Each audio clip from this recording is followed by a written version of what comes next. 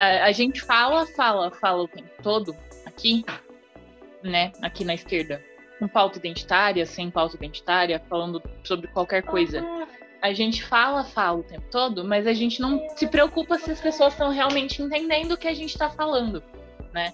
A gente não escuta o outro, pra gente não tem diálogo. E boa parte da culpa dessa falta de diálogo é da militância, é da nossa militância. Vocês concordam? Vocês discordam? Como eu vou explicar melhor? Eu acho que a gente só fala com a gente só fala dentro da bolha.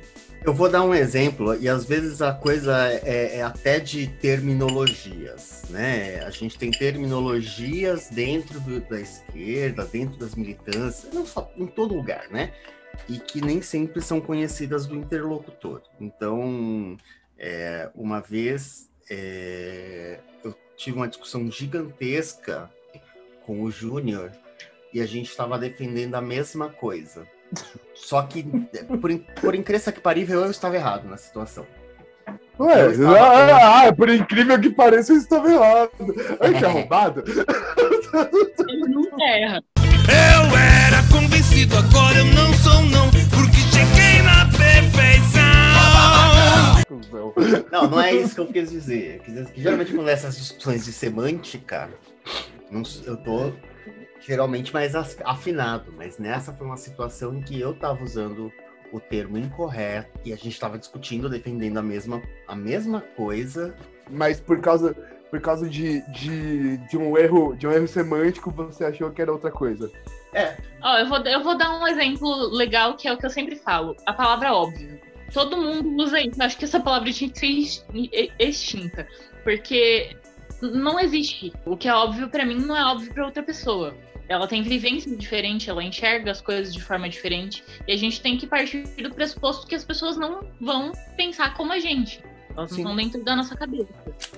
Então, falar com a militância do Bolsonaro é importante, né? Por mais trabalhoso que possa ser, entendeu? Ouvir o que eles têm a dizer, entender o que eles têm a dizer, né? Entender da onde eles estão partindo pra gente poder fazer alguma coisa. Porque eu vejo o Henry falando com a gente, eu vejo, sei lá, todo mundo que a gente assiste, Meteora falando com a gente, todo mundo.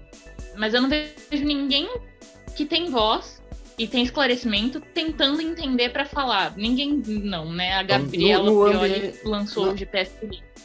No ambiente político é mais difícil, Pri. É muito mais difícil porque as pessoas já começam com muitos pressupostos.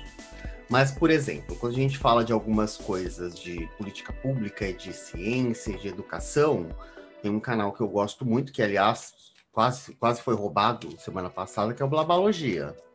O Blabalogia, o Emílio nas lives que eles fazem de semana, falando de vários assuntos, economia, sustentabilidade, agora eles estão fazendo as terças-feiras com o Aldino Vilão, até para falar de filosofia. Eles se preocupam em nunca rechaçar a pessoa que discorda. Nunca ser agressivo com a pessoa que pensa diferente. Eu acho que tem alguns canais que começam a se preocupar com isso, principalmente quando a gente fala de divulgação científica, mas quando fala de divulgação política, as pessoas acabam caindo no fígado, né? Cair no fígado na política é um problema enorme, né?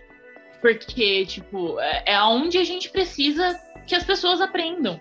Agora, principalmente, né? Agora que a gente tá nessa situação, né? É a política que vai resolver a educação.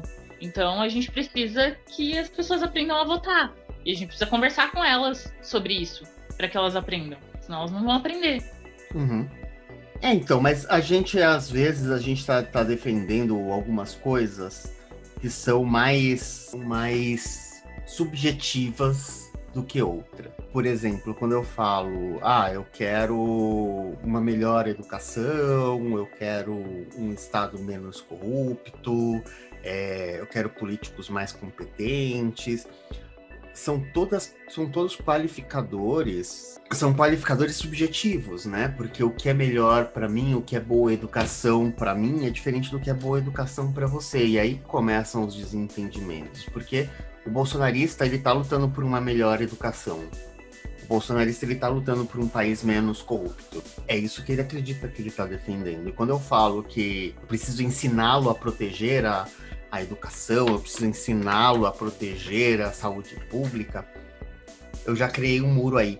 Para a pessoa que tá me ouvindo lá pro bolsonarista, eu estou ensinando alguma coisa para ele. Inclusive, a estratégia que eu propus pro Dan esses dias foi exatamente essa que você está dizendo, né? E foi o que eu disse agora há pouco. Ouvir o que a pessoa tem a dizer, porque todo mundo gosta de falar o que entende, o que acha que entende, e saber da onde a gente parte para não tornar um debate agressivo, não falar, olha, você tá sendo burro e eu tô aqui, senta aqui que eu vou te ensinar, entendeu? Porque assim a gente não vai conseguir atingir ninguém. É uma coisa bem pontual. A gente conhece o problema, beleza? Esse problema. Que o sistema quer manter a educação alienante e as pessoas mais ignorantes viram massa de manobra e tal. E o que a gente faz para resolver?